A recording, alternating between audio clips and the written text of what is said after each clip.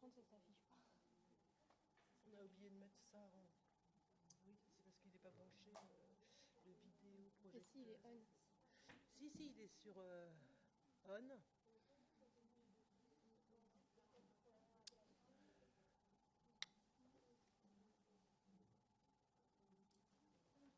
Ok, il faut patienter 60 secondes le temps que le vidéoprojecteur soit opérationnel.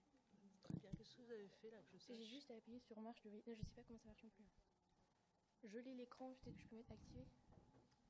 Là, pour l'instant, il se passe rien.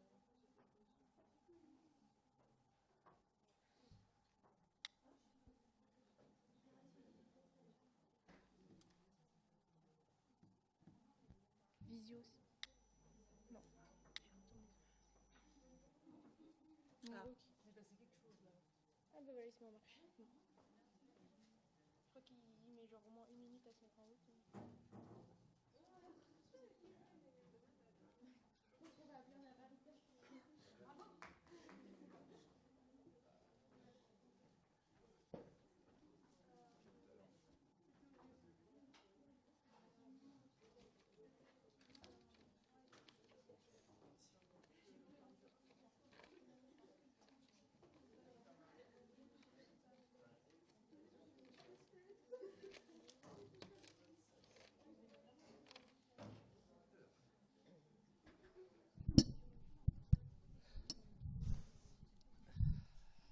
Bonjour. Vous avez eu du mal à venir ce matin? Non. Ça dépend. Donc, ce matin, vous avez une matinée sur les mycoses profondes et la fièvre chez les patients immunodéprimés. Donc, mycose profonde, mycose en général, je vais vous refaire un petit rappel sur la classification des champignons, enfin pas des champignons par contre, des mycoses, mais mon cours est centré sur deux mycoses profondes, les candidoses et les aspergilloses. Alors, juste un tout petit rappel sur la classification des infections fongiques pour qu'on soit d'accord sur les termes qu'on utilise, et également en 2 diapos les mécanismes de défense de l'homme contre ces champignons et les infections fongiques. Et puis moi, j'interviendrai donc sur les aspergilloses et les candidoses, et mon collègue Eric Danaoui sur les cryptococcus, pneumocystose, histoplasmose. Alors, la classification des infections fongiques, vous avez vu, puisqu'on en a vu déjà un certain nombre, qu'on peut les classer selon 3 types d'infections fongiques. Soit infection fongique mycose, soit il s'agit de mycoses strictement superficielles, c'est-à-dire n'atteignant que la peau et les phanères, les phanères, les ongles, les cheveux, les poils. Et on a vu ces mycoses superficielles qui peuvent être dues soit à des levures du genre Candida, soit à des champignons filamenteux particuliers qui s'appellent les dermatophytes, responsables de dermatophytose. Deuxièmement, on peut avoir des mycoses qui touchent les muqueuses, et que les muqueuses, sans que ça touche la peau et les phanères, et ce sont les muqueuses de la bouche, de l'œsophage, du tube digestif et du vagin. Et ces mycoses sont dues au genre Candida. Donc les mycoses des muqueuses sont dues aux champignons du genre Candida. Enfin, il y a les mycoses profondes. Il y a différents termes pour les nommer. Certains disent profondes, d'autres disent invasives, et qui peuvent toucher ces infections fongiques un organe ou plusieurs organes, ou être responsables de fongémies. Et ces mycoses profondes peuvent être dues à des levures, donc du genre Candida, on va les voir ce matin, les candidoses, ou des Cryptococcus neoformans. Vous allez voir donc aussi les infections à Cryptococcus, ou à des champignons filamenteux qui sont des moisissures. Et nous allons voir ce matin les aspergillus, les infections dues aux aspergillus, les aspergilloses. Ça peut être dû aussi à des champignons dimorphiques, comme les histoplasmas, que vous verrez aussi ce matin. Enfin, à un champignon qui est particulier, parce qu'il n'est pas classé ni parmi les levures, ni parmi les champignons filamenteux, ni parmi les champignons dimorphiques, c'est Pneumocystis, et c'est le seul champignon qui ne se cultive pas. Et vous verrez les pneumocystoses ce matin également. Alors, encore dans les généralités, pour que une infection fongique puisse se développer, cela dépend des caractéristiques du champignon. Les champignons sont peu pathogènes, en dehors des dermatophytes qu'on a déjà vus, qui sont strictement pathogènes. Mais les champignons autres, les levures, les champignons filamenteux sont peu pathogènes. Et la capacité du champignon à se développer dépend de sa capacité à se multiplier à 37 degrés. Certains champignons ne peuvent pas se développer au-delà de 20 degrés. De la taille, vous allez voir qu'un grand nombre d'infections fongiques sont contractées par inhalation. Et donc, il faut que les spores soient suffisamment petites pour pouvoir pénétrer dans l'arbre trachéobronchique. Et puis, certains facteurs de virulence, certains champignons qui sont peu virulents, ont quand même la capacité d'adhérer sur des cellules ou pénétrer ces cellules. Le deuxième point, il faut que ces champignons, pour qu'ils se développent, ça dépend de la capacité de défense de l'organisme. Et ça, c'est un point essentiel dans les infections fongiques, parce que vous verrez que les infections fongiques sont essentiellement des infections opportunistes. Alors, quels sont les mécanismes en général de défense de l'hôte normal contre les champignons ? Deux mécanismes, un mécanisme non spécifique et un mécanisme spécifique. Non spécifique, c'est la barrière cutanéo-muqueuse qui protège contre l'agression des champignons. Les sécrétions superficielles qui existent au niveau des muqueuses. Les flores, il y a un S qui ne devrait pas. Les flores commensales, oui, là c'est là au bout, qui sont très importantes pour protéger contre la multiplication de certains champignons, ce qu'on appelle le microbiote cutané, le microbiote respiratoire, le microbiote digestif, et puis l'immunité innée et la réponse inflammatoire, c'est-à-dire le rôle des cellules phagocytaires, des polynucléaires et des macrophages. Il existe aussi des mécanismes spécifiques, c'est-à-dire une réponse à médiation cellulaire ou à médiation humorale selon le type d'infection. Donc j'en viens aux infections que vous allez voir, aux infections profondes que vous allez voir, aux mycoses invasives. En ce qui concerne les deux que nous allons voir ensemble, aspergillose et candidose, vous allez voir que le principal mécanisme de défense spécifique, le principal mécanisme de défense pour ces deux infections, c'est le polynucléaire. Alors que pour les autres infections, cryptococose, pneumocystose, histoplasmose, c'est l'immunité cellulaire qui est au premier plan de la défense contre ces infections. Et donc, ce qui est important pour vous, c'est que les patients à risque de développer ces infections ne seront pas les mêmes, bien sûr. Donc, on va parler, puisqu'il s'agit d'infections opportunistes, de patients à risque, et vous avez vu, les différents types de mécanismes de défense, et puis de facteurs de risque, parce que lorsqu'on est un patient à risque, pour développer l'infection, il faut avoir en plus des facteurs de risque. Alors, quels sont les patients à risque de développer des mycoses profondes, en général Eh bien, c'est ceux qui ont certaines maladies sous-jacentes, les hémopathies malignes, maladies de Hodgkin, les leucémies, les cancers, certaines infections virales, en particulier les patients qui vivent avec le VIH, les infections SMV. Les patients diabétiques sont très à risque de développer certaines infections fongiques. On va le voir au fur et à mesure des différents types d'infections. La tuberculose, en particulier les séquelles que peuvent laisser la tuberculose. Ça peut être dû aussi, les patients à risque, ils peuvent être à risque parce qu'ils sont sous un traitement qui est immunosuppresseur et qui favorise certaines mycoses ou ils ont des facteurs iatrogènes. En particulier la corticothérapie, on verra pour quel type d'infection cette corticothérapie est au premier plan. Les immunosuppresseurs, les différents immunosuppresseurs, les anticorps monoclonaux et les traitements aplasiants, radiothérapie.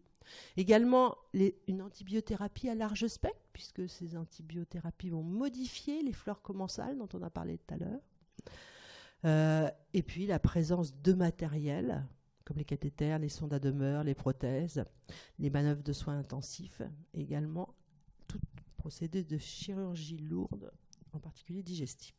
Voilà, donc ce sont des généralités pour vous remettre dans le contexte des mycoses profondes. Et on va commencer par les aspergilloses, qui sont dus à des champignons qui sont des aspergillus. Et ces champignons sont des moisissures. Donc vous voyez ici une culture d'aspergillus. Et vous reconnaissez que ça a un aspect de moisissure, comme vous l'avez vu sur, par exemple, des aliments. Hein. Ces champignons sont faits pour dégrader la matière organique. Hein. Et pourquoi les appelle-t-on champignons filamenteux ? Eh bien, si vous prenez une petite colonie de ce champignon, que vous regardez au microscope, vous allez voir ceci. Voilà, ça c'est donc l'examen microscopique. Vous allez voir des filaments mycéliens, d'accord, avec au bout ce qu'on appelle des têtes aspergillaires qui caractérisent ce champignon filamenteux. Voilà une tête aspergillaire au fort grossissement. Et vous voyez au bout de cette tête des spores. Et ces spores sont responsables des infections. C'est ces spores qui vont être inhalés par les individus. Donc, voici un détail des têtes aspergillaires qui caractérisent les aspergillus. Tous les aspergillus, quelles que soient les espèces d'aspergillus, se présentent sous forme d'un filament avec une tête aspergillaire au bout. Et on va reconnaître le filament. Au bout, la tête aspergillaire, le conidiophore. Puis partent de ce conidiophore ce qu'on appelle des phyalides qui vont donner naissance à des spores ou conidies. C'est une structure qui est commune à tous les aspergillus. Donc ces spores, on va nous s'intéresser à ces spores et également aux filaments lorsque une infection va être due à ces champignons. Donc, pour vous resituer les aspergillus, ces champignons, ces moisissures, ce sont des champignons qui sont ubiquistes, c'est-à-dire qu'on trouve sous n'importe quel climat, dans n'importe quelle région. Ces champignons, comme je vous l'ai dit, ont un rôle sur Terre, c'est dégrader la matière végétale.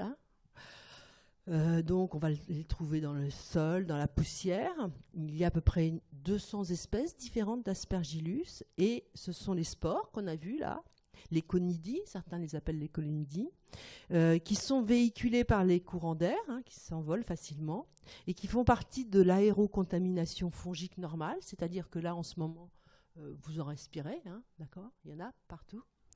Restent en suspension dans l'air, puis vont tomber à une vitesse très lente, 1 cm par 1 cm par toutes les 30 secondes, hein, et donc vont se retrouver dans la poussière, et chaque fois qu'on marche dedans, remis en suspension, etc.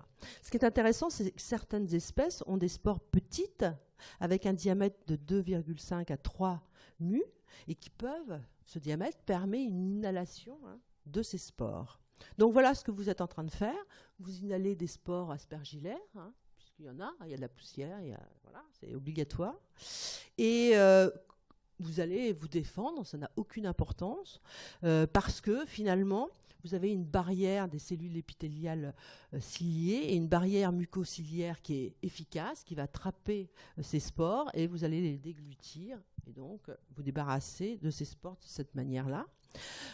Mais dans certains cas, lorsque cette barrière est altérée ou que certaines spores sont capables d'aller un tout petit peu plus loin et rentrer dans la trachée et même dans les bronchioles. Et dans ces conditions, lorsque ces petites spores sont capables de poursuivre leur chemin, elles vont être éliminées par l'immunité innée, dont je vous ai parlé tout à l'heure, c'est-à-dire les macrophages alvéolaires qui vont phagocyter ces spores qui vont donc aller au niveau des bronchioles. Lorsqu'elles ne sont pas germées, mais si ces spores germent, ce sont les polynucléaires qui vont donc débarrasser l'arbre trachéobronchique de ces spores. Ça, c'est ce qui se passe chez un individu normal. Alors, qu'est-ce qui se passe de quoi sont responsables ces aspergillus chez l'homme? De 3 maladies différentes, 3 entités cliniques très différentes, qui sont dues à 3 mécanismes différents. Premier mécanisme, c'est un mécanisme d'hypersensibilisation. et on va voir en détail. Deuxième mécanisme, c'est un mécanisme de colonisation des spores de cavités préformées, on va le voir. Et troisième mécanisme, envahissement des tissus, et on va voir dans quel contexte ces trois mécanismes vont apparaître. Alors, ce sont vraiment des ensembles nosologiques qui sont très différents, responsables d'infections et de pathologies pulmonaires très différentes, avec un pronostic différent. Quelles sont les espèces qui peuvent être responsables de ces aspergilloses en général? Eh bien, l'espèce la plus fréquente, c'est Aspergillus fumigatus, mais certaines d'autres, peu nombreuses, comme Aspergillus flavus ou Aspergillus terreus ou Niger ou nidulans, peuvent être aussi responsables d'aspergillose. Donc, voyons le premier mécanisme, c'est-à-dire le mécanisme d'hypersensibilité. Ce mécanisme va être responsable d'une infection qui s'appelle l'aspergillose bronchopulmonaire allergique, que tout le monde appelle ABPA, et qui a été décrite par Eason Pepys, et qu'on appelle aussi la maladie de Eason. Donc c'est une hypersensibilité. Ça veut dire quoi? Ça veut dire que les spores, que le champignon d'Aspergillus va se comporter comme un allergène, comme un pneumallergène. Donc c'est une infection, c'est une pathologie que l'on va voir chez certains terrains, les sujets atopiques, et également c'est un problème chez les patients qui sont atteints de mucoviscidose. C'est une réaction d'hypersensibilité de type 1, immédiate et semi-retardée, de type 3. Les signes cliniques, c'est de l'asthme, une dyspnée paroxystique, des épisodes infectieux fébriles et associés à des bronchectasies proximales, mais encore une fois, toujours dans un contexte particulier de sujets atopiques ou de patients atteints de mucoviscidose. À la radio du thorax ou au scanner, on verra des infiltrats pulmonaires, et s'ils sont répétés, qui sont labiles. Ça, c'est un point important. Et à la fibroscopie, on aura des bouchons muqueux endobronchiques. Donc, ce mécanisme d'hypersensibilisation est donc responsable de l'ABPA, de l'aspergillose bronchopulmonaire allergique qui se développe sur des terrains très particuliers. Alors, je vous ai mis, mais ce n'est pas la peine de le connaître par cœur, les critères diagnostiques classiques pour pouvoir faire ce diagnostic, parce que ce n'est pas facile à faire. Donc, il existe 8 critères majeurs, 3 mineurs, et pour permettre de confirmer une ABPA, il faut soit rassembler 7 critères majeurs ou 6 majeurs et 1 mineur. Les critères, c'est sur un terrain atopique de l'asthme, une éosinophilie sanguine supérieure à 500, la présence, et ça c'est un point très important, d'IgE total supérieur à 1000, ou des IgE d'Aspergillus fumigatus positifs, mais ça c'est de moins en moins fait. Également le test cutané d'Aspergillus fumigatus positif en lecture immédiate. La présence de précipitine ou d'anticorps anti-Aspergillus fumigatus, ça c'est un point important, la sérologie aspergillaire positive. Des infiltrats pulmonaires et à la fibro des bronchectasies proximales. Critères majeurs, mineurs, moule bronchique, présence d'Aspergillus dans les expectorations et le test cutané, encore une fois, qui est plus tellement fait. Alors, deuxième mécanisme qui n'a rien à voir, c'est la colonisation d'une cavité préformée pulmonaire. Donc là, il s'agit d'une pathologie qui va se développer chez des patients qui ont déjà une cavité préformée à un terrain pulmonaire particulier. Donc les spores sont inhalés et puis certaines vont coloniser la cavité. C'est ce qu'on appelle l'aspergillome, pas os, pulmonaire, colonisation d'une cavité préformée. Quels sont les facteurs de risque d'avoir cette cavité? C'est-à-dire, je vous ai parlé tout à l'heure de la tuberculose, ceux qui ont une séquelle après un traitement de tuberculose, une cavité résiduelle de caverne, une dilatation des bronches, c'est vraiment la pathologie la plus fréquente, ou des pneumopathies escavées de raison X ou Y. qu'est-ce qui va se passer? Cette spore va se développer dans cette cavité et va former une masse arrondie dense faite d'un feutrage mycélien qu'on appelle la truffe aspergillaire. C'est un mot-clé, la truffe aspergillaire. Elle aide pour le diagnostic et qui va se présenter de la manière suivante. Alors, je vais vous montrer des radios. Là, c'est à l'ablation de cette truffe, c'est une pièce opératoire. Donc, je vais vous montrer une radio du thorax. Alors, le signe clinique qui peut être révélateur et qui fait toute la gravité de cette pathologie, c'est l'hémoptysie et des hémoptysies récidivantes dues à l'abrasion des vaisseaux sanguins dans la cavité par l'aspergillus qui est capable d'éroder ces vaisseaux sanguins selon la localisation de la cavité. Ça peut être associé à une toux, une fièvre et souvent à une altération de l'état général avec asthénie, amaigrissement. Qu'est-ce qui se passe si on ne fait pas le diagnostic ou si on ne traite pas? Il va y avoir une mort in situ du champignon avec une stabilité clinique et radiologique. Mais le gros problème de l'aspergillome, et ce qui fait redouter cette pathologie, c'est l'effraction de la paroi des vaisseaux avec des hémoptysies qui peuvent être récidivantes et cataclysmiques, entraînant donc une mort par hémorragie. Donc, dans ces conditions, en fonction de la localisation, un traitement chirurgical sera envisagé. Donc c'est la radio du thorax qui permet de faire le diagnostic en voyant cette fameuse image en grelot qui est une opacité arrondie dans une caverne à bord fin surmontée d'un croissant radiotransparent. Donc vous voyez une image, une radio du thorax, le poumon avec cette énorme cavité à bord fin avec un croissant. Et vous voyez ici la masse aspergillaire, d'accord?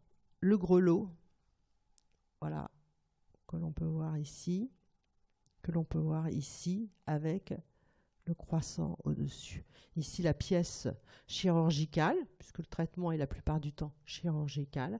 Et à l'histologie, qu'est-ce qu'on va voir? Eh bien, on va voir cette truffe qui est faite, je ne sais pas si vous voyez, tout ça, ce sont des filaments, hein, c'est l'aspergillus. Ici, la limite de la paroi de la cavité. Et puis, vous voyez que le champignon ne va pas dans le tissu pulmonaire qui est sain, enfin qui est un peu remanié tout autour, mais il n'y a pas d'envahissement tissulaire. Ça, c'est un point important. Pas d'envahissement tissulaire, ça reste local dans la cavité avec le risque d'hémorragie due à l'atteinte des vaisseaux par le champignon. On passe au troisième mécanisme. C'est l'aspergillose, cette fois-ci pulmonaire, et là invasive. C'est l'envahissement du parenchyme pulmonaire par le champignon. Donc, on change de terrain. Qui peut permettre cet envahissement? Eh bien, lorsque on n'a pas de défense immunitaire et chez les patients qui sont immunodéprimés, qui ont un déficit de l'immunité innée, on est d'accord? Donc, polynucléaire. Donc, tous les patients qui ont un déficit quantitatif ou qualitatif, c'est-à-dire le polynucléaire ne fait pas son travail, en polynucléaire neutrophile, c'est-à-dire dans le contexte des neutropénies profondes, inférieures à 500 polynucléaires pendant plus de 3 semaines et prolongées pendant plus de 15 jours, pardon, on est là dans le contexte des traitements des maladies onco-hématologiques, leucémie aiguë ou au cours des greffes de cellules hématopoïétiques. Donc vous voyez un contexte très particulier.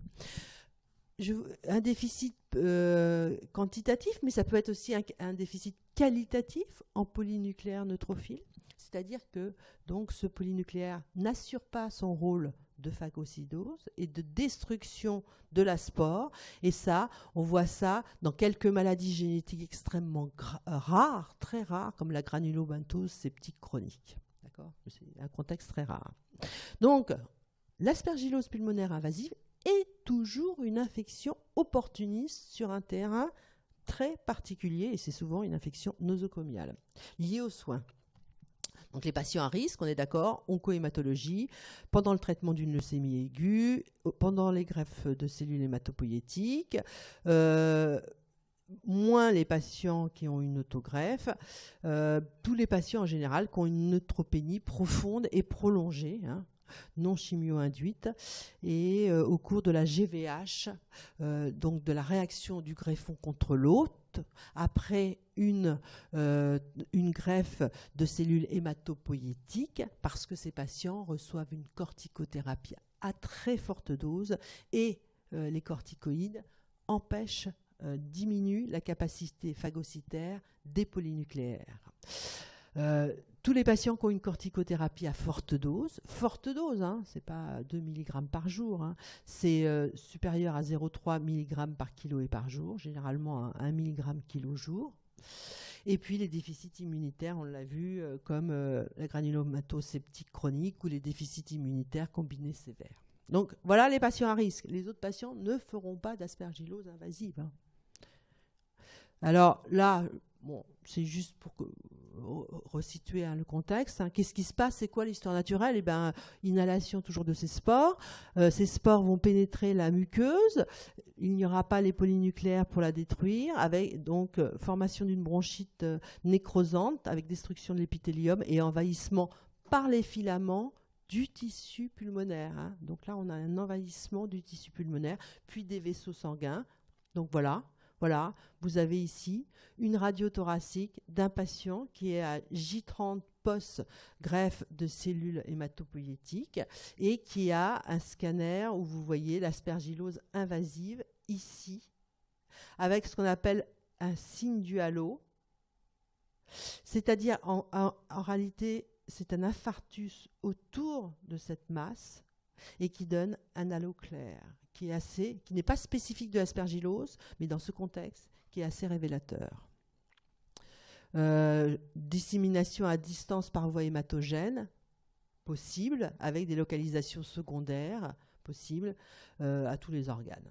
Un pronostic qui reste encore très sombre, malgré l'amélioration du diagnostic et des traitements qui sont plus efficaces, mais une mortalité qui est encore comprise entre 30 et 50%.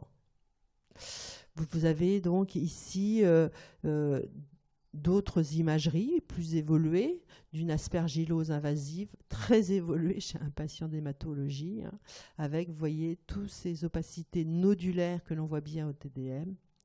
Le signe du halo, qui est extrêmement précoce, hein, et aussi, là on le voit, un croissant gazeux qui correspond à une nécrose au sein de... Vous voyez ou pas? Ici, oui. Au sein donc du nodule. Alors, je vous ai présenté les 3 tableaux cliniques, hein, d'aspergillose invasive, enfin d'aspergillose. Comment fait-on le diagnostic? On va faire des prélèvements respiratoires, hein. On a vu que c'était des infections par inhalation. On va donc recueillir des crachats, des aspirations bronchiques ou des LBA selon le terrain, enfin selon la pathologie qu'on recherche. Et on va faire un examen direct qui est extrêmement important. Je vais vous montrer quels sont les aspects qu'on va voir, et différentes colorations pour rechercher les champignons, sachant que le gros cote, Gomori gros cote, est la coloration qui permet le mieux de voir les champignons, puisque c'est une imprégnation argentique de la paroi des champignons avec une coloration en noir. On peut faire une coloration qu'on appelle le calcofluor, qui est une fluorescence, c'est-à-dire ce calcofluor va se fixer sur la chitine de tous les champignons de la chitine, donc on va avoir une fluorescence, ou le GMSA, qui est une coloration rouge-rose de la paroi. Et on va avoir des filaments mycéliens de type Aspergillus. Alors voilà, donc là vous avez un LBA d'un patient pour qui, si on fait un LBA, c'est dans le contexte d'une infection aspergillose invasive chez un patient d'hématologie ou sous corticoïdes. Et donc, voilà le LBA. On a fait un Gomori gros cote, hein, vous voyez, cette imprégnation argentique, et vous voyez ce filament. Et il y a des caractéristiques pour dire que c'est un aspergillus. Paroi parallèle, d'accord. Ramifié, vous voyez les ramifications. Ramification à angle aigu, à 45 degrés. Et enfin, septé, là je ne sais pas si on le voit, c'est-à-dire qu'il y a des septums au sein donc, de ce filament. Sur ces caractéristiques, les anapathes ou les mycologues souvent répondent champignons filamenteux, filaments de type aspergillus, parce qu'il y a d'autres infections à d'autres champignons filamenteux. Là, c'est le calcofluorure, donc l'imprégnation, la chitine qui est colorée, c'est une fluorescence. Et là, par contre, ça met bien en évidence les septomes. Donc, sur cet aspect-là, parois parallèles, ramifiées, à angle aigu, septé, on peut presque affirmer que c'est un aspergillus et ça permet donc d'aiguiller et d'avancer sur l'examen direct pour le diagnostic. Là, c'est au GMSA, donc avec un plus fort grossissement. On voit que c'est septé, etc. D'accord ? Alors, donc, l'examen direct, très important, puisqu'il peut aider et vraiment permettre d'avancer rapidement sur le diagnostic. La culture, donc ces prélèvements respiratoires vont être ensemencés en tube. Pourquoi en tube ? Parce qu'on va les garder longtemps et que lorsqu'on ensemence sur des boîtes, des boîtes de culture, ces boîtes, la gélose va se dessécher, on ne peut pas garder longtemps ces géloses. Mais là, comme la culture d'un aspergillus peut être rapide, 48 heures, mais aussi lente, on va donc ensemencer sur tube pour pouvoir garder 15 jours. Dans les tubes, on les ferme et ça permet de garder la culture plus longtemps. On va faire le diagnostic de l'espèce et de l'aspergillus sur, premièrement, l'aspect de la colonie, macroscopiquement, comme on le voit, les caractéristiques microscopiques, ce que je vous ai montré tout à l'heure, quand on a vu les filaments et la tête aspergillaire, et l'identification de l'espèce sera faite au spectro de masse.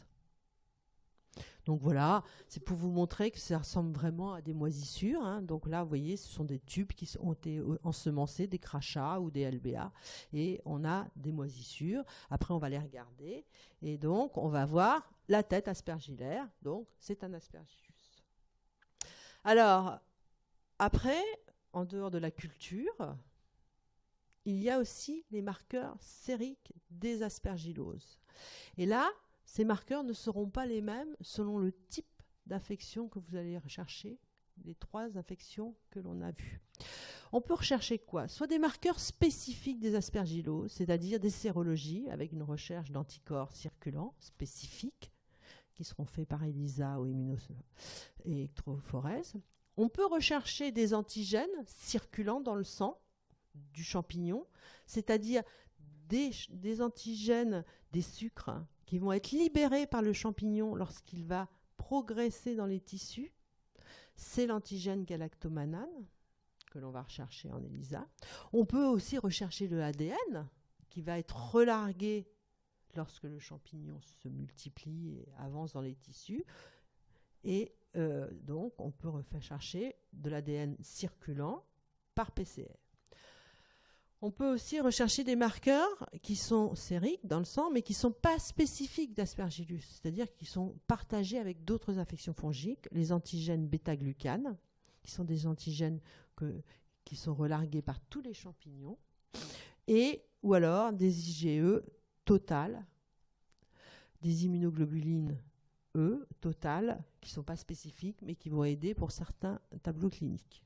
Alors, voici ce que vous devez retenir sur les marqueurs et quand les rechercher. On a vu 3 types de pathologies, l'aspergillose bronchopulmonaire allergique, l'aspergillome et l'aspergillose invasive.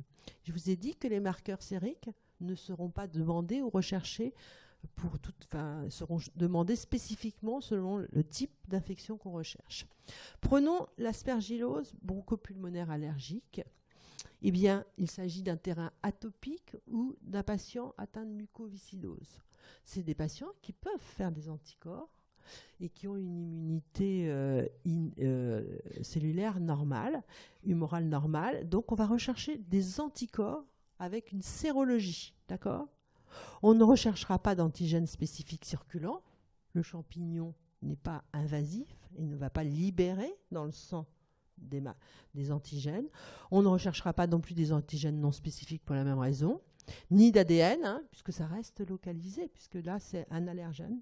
Mais en revanche, on va rechercher des IgE, puisque là, je vous ai dit, c'est une sensibilisation de l'organisme avec une réaction de type retardée et immédiate.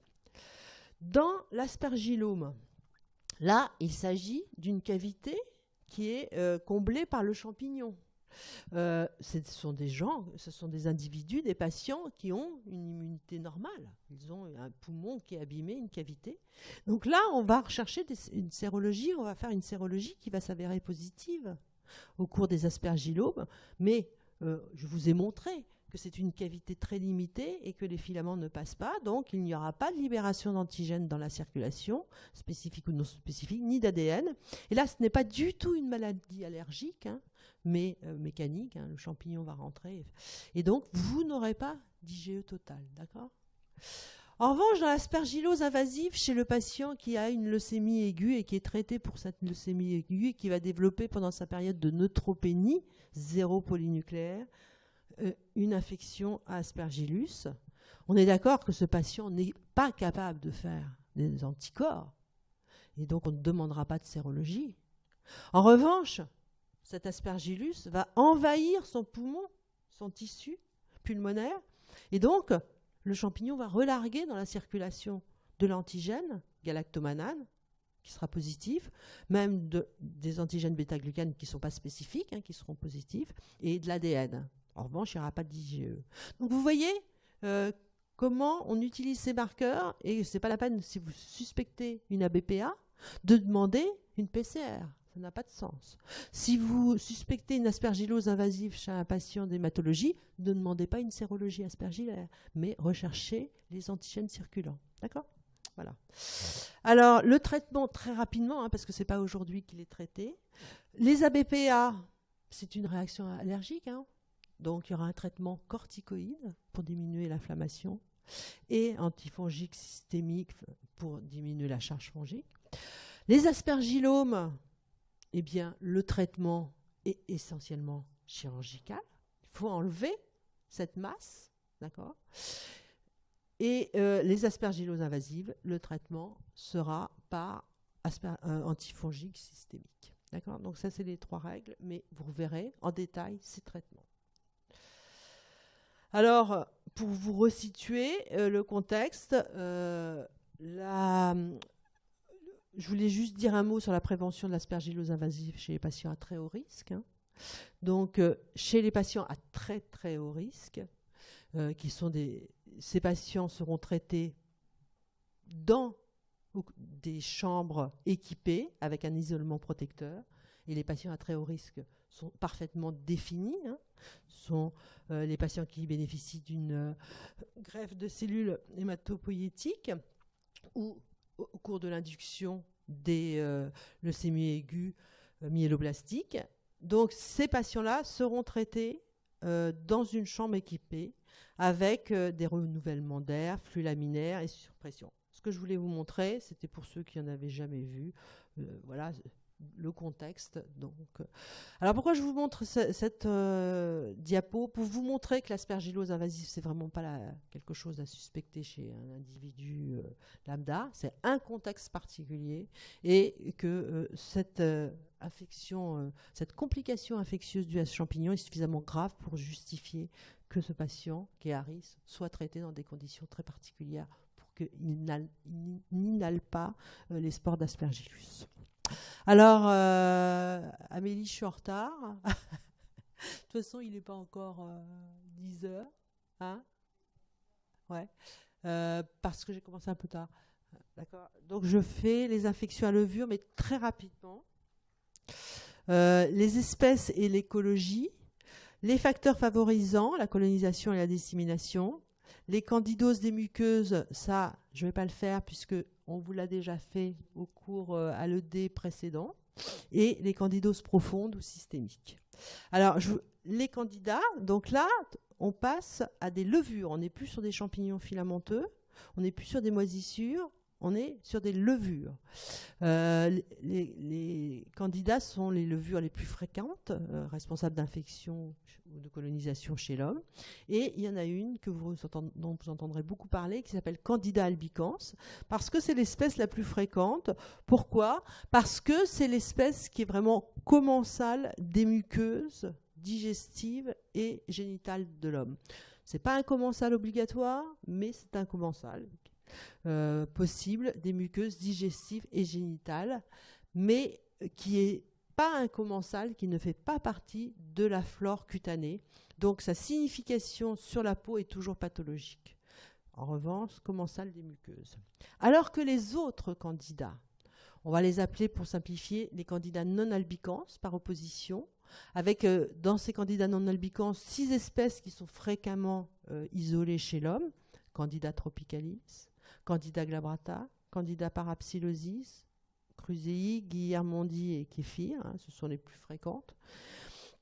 Ces espèces peuvent être retrouvées sur les muqueuses, mais surtout ce sont des commensals de la peau. D'accord ?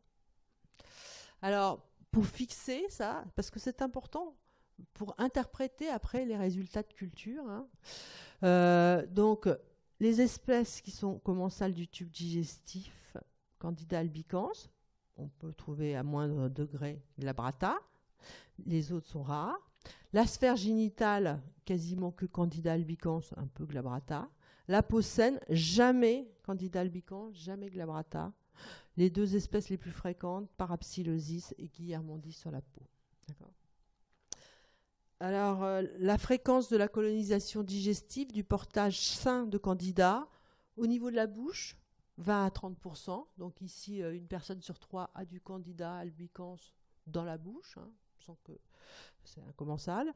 Au niveau digestif, dans la colonisation fécale, elle est un tout petit peu plus élevée, entre 20 et 50% commensal. Alors maintenant, les infections, les candidoses des muqueuses, ça je vais passer, mais je vais vous les laisser puisqu'on l'a vu pour ceux qui étaient à l'ED, je ne sais plus combien. Voilà, donc ça, le muguet qu'on a vu, les vaginites, les balanites. D'accord ? Vous vous souvenez ? Si vous ne vous souvenez pas, il y a les diaporamas. Maintenant, on va passer aux candidoses systémiques. Alors, qu'est-ce que c'est qu'une candidose systémique ou profonde ? C'est la discussion qu'on avait tout à l'heure. Ça peut être une candidémie, c'est-à-dire une fongémie, c'est-à-dire on retrouve du candida qui circule dans le sang. Et la définition, une candidémie, c'est une à plusieurs hémocultures positives, mais attention, il y a une seule hémoculture positive est considérée comme une candidémie et doit être traitée. Ça peut être aussi une candidose invasive, ça veut dire une invasion de différents tissus. Un organe atteint avec culture ou histologie positive, d'accord ? Ce qui exclut les urines ou les expectorations ou les LBA, qui ne sont pas des organes qui ne sont pas des prélèvements stériles. Et la candidose disséminée, c'est plus qu'un organe, 2 sites stériles, non continus, positifs, avec aussi une possibilité de localisation cutanée diffuse. D'accord ? Alors, quand diagnostiquer une candidose systémique ? Donc, ça doit être évoqué systématiquement chez les patients à risque, on va les revoir, avec un sepsis persistant malgré un traitement antibiotique a priori adapté et présentant des facteurs de risque. Les patients à risque, les grands brûlés, parce qu'ils ont une rupture de la barrière naturelle cutanée et peuvent être colonisés par candida, les prématurés de petits poids, généralement inférieurs à 1500 grammes, les patients qui sont traités pour une hémopathie maligne, la chirurgie digestive lourde, les thoraciques, des séjours en soins intensifs, parce que le matériel qui est introduit, des manœuvres intensives, et les traitements immunosuppresseurs. Donc vous voyez que ça fait quand même un grand nombre de patients hospitalisés, parce que généralement c'est dans un contexte d'hospitalisation. Candidose systémique, invasive, ce ne sont pas des maladies communautaires, ce sont des maladies liées aux soins. Alors maintenant, parmi ces patients, quels sont les facteurs de risque ? Eh bien, la présence d'un cathéter vasculaire est un facteur de risque, une antibiothérapie à large spectre, parce que ça va modifier le microbiote, et donc empêcher l'effet de barrière des commensaux qui évitent la multiplication de candidats, la neutropénie, une colonisation importante par candida au niveau de nombreux sites non stériles, cette fois-ci comme les urines, le LBA, etc. D'accord ? Alors, 2 portes d'entrée à retenir. le tube digestif, puisque c'est un commensal du tube digestif. Lorsqu'il y a une diminution de l'effet de barrière des bactéries commensales par une antibiothérapie, mais aussi lorsqu'il y a une lésion des muqueuses, comme par exemple au cours d'une chimiothérapie, ou une perforation d'ulcère. Deuxième porte d'entrée, la peau. Ce sont les infections liées au cathéter, un cathéter infecté par le candida. Les infections du site opératoire sont extrêmement rares. Alors la clinique, il n'y a pas de clinique du tout spécifique. La candidémie, c'est une fongémie. Qui est donc la candidémie, c'est mis en évidence par une hémoculture positive. La sémiologie est peu spécifique. On l'a vu, c'est dans un contexte de patients à risque, il y a des facteurs de risque et qui est dans un contexte de non-réponse à un traitement antibiotique bien conduit. Ce qui est le point important lorsqu'il y a une candidémie, c'est rechercher la porte d'entrée et faire un bilan d'extension, en sachant que les localisations secondaires sont les suivantes: le cœur, avec une recherche d'endocardite, et puis les différents organes, et le front d'œil. On va voir ça tout à l'heure. Juste des photos. Là, vous avez une localisation secondaire cutanée chez un patient qui a une candidémie, où vous voyez ces lésions qui sont dues à une candidémie. C'est assez rare. En revanche, les endocardites sont plus fréquentes et sont à chercher systématiquement lorsqu'il y a une candidémie par une échographie. Et elles donnent, ces endocardites, quelque chose de particulier, c'est des végétations très volumineuses. Enfin, la deuxième localisation qui est cherchée systématiquement, elle n'est pas fréquente comme localisation, mais elle est cherchée systématiquement, c'est la choriorétinite à candida, que les ophtalmos généralement reconnaissent assez bien, avec au fond d'œil une lésion floconneuse blanchâtre. La deuxième, après les autres localisations cutanées que vous avez vues, est candidose hépatosplénique. Donc voilà, cutané, fond d'œil, écho et recherche d'autres localisations hépatospléniques par un scanner abdo. Diagnostic d'une candidose, il faut faire des prélèvements de qualité, avoir des renseignements cliniques, et faire un examen clinique direct, mise en culture du prélèvement, identification de la levure et marqueurs sériques. Donc, isolement de la levure, critères de certitude, mise en évidence de candida, dans l'examen direct de l'hémoculture positive. Donc, vous savez que lorsqu'il y a une hémoculture positive, on regarde, on fait ce qu'on appelle un gramme pour savoir si c'est une hémoculture qui est positive à bactéries ou à levure. On voit tout de suite la différence. Ici, le gramme montre des levures bourgeonnantes. Les levures sont gram positifs. Donc là, vous savez déjà, sur l'examen direct, qu'il s'agit d'une candidémie. Voilà. Certains candidats peuvent filamenter un peu. Deuxièmement, la culture, donc les milieux utilisés, sabouro antibiotiques ou des milieux chromogènes qui permettent de voir s'il existe différentes espèces dans un même prélèvement. Et enfin, l'identification classique par critères biochimiques ou par Malditov. Donc voilà une culture de levure sur un milieu chromogène qui permet de voir la pureté de la culture. Et ici, vous voyez des colonies vertes et des colonies blanches, indiquant qu'il y a plusieurs espèces. Et puis, il faut faire systématiquement, lorsqu'il s'agit de candidémie, d'infection profonde à candida, une détermination de la sensibilité, ça s'appelle un antifongigramme. La détermination de la sensibilité, on le fait souvent en faisant directement la mesure des concentrations minimales inhibitrices, ça s'appelle CMI.